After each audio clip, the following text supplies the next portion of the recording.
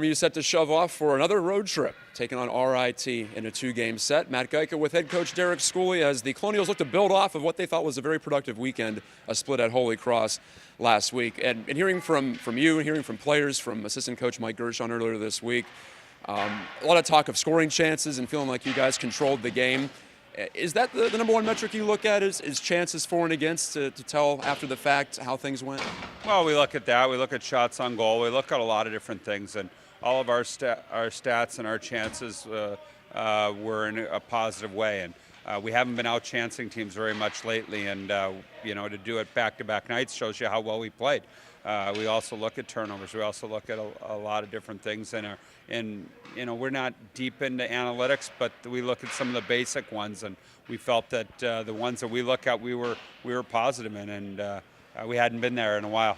Another positive from an individual standpoint, well, a couple of them. We'll start with Alex Tonge, who was named the Atlantic Hockey Player of the Week, 4 points in that big comeback win last Friday at Holy Cross. What's he doing well when he is producing and also creating scoring chances? Well, he moves his feet down low, and he was the best player on the ice on Friday night. And Eric Israel was a close second. He was the best defenseman on the ice.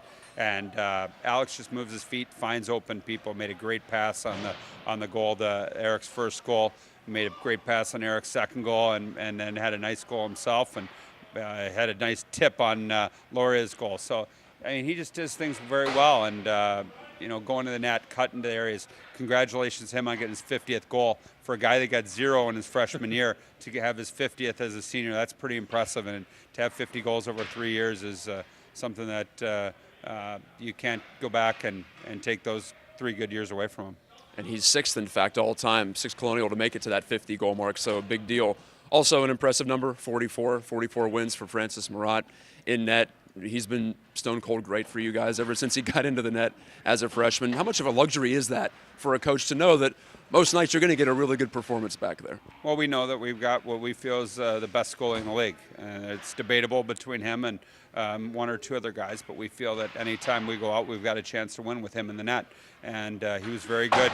He gave up 3 on Friday night, but none of them were his fault. He made some huge saves. Saturday night, he kept the game at 1-0 for a long time, and we had more chances. We had more shots, but the ones that he had to make saves on were challenging ones. And it's a very good luxury as a coach to know that he's going to be out there, and you got the opportunity to win every game because he's in the net. And some pretty cool news earlier this week. We heard that 2 former Colonials, the top 2 all-time leading scorers in the program's history, Brady Ferguson and Zach Lynch, both returned to the AHL. They were there briefly last year as well. You played some pro hockey. What's it take to succeed in a world that's pretty uncertain from day to day or week to week? Well, they know that they've got an opportunity right now, and they got to go take advantage of it. Just like here, when you get in the lineup, and you got to take advantage of your opportunities, and they know they got to go out and do that. And hopefully they can stay up. And Brady's been up and down with Toronto this year, and Zach's had a few American League stints, and he's produced pretty well when he's up there. So hopefully he can continue to do it, and hopefully they can continue to stay in the American League for the rest of the year. Well, we'll track them. We'll also track, of course, the Colonials. I mentioned 2 at RIT, 7 o'clock starts, both nights at the Gene Policini Center in suburban Rochester. Follow RMUcolonials.com for all the updates.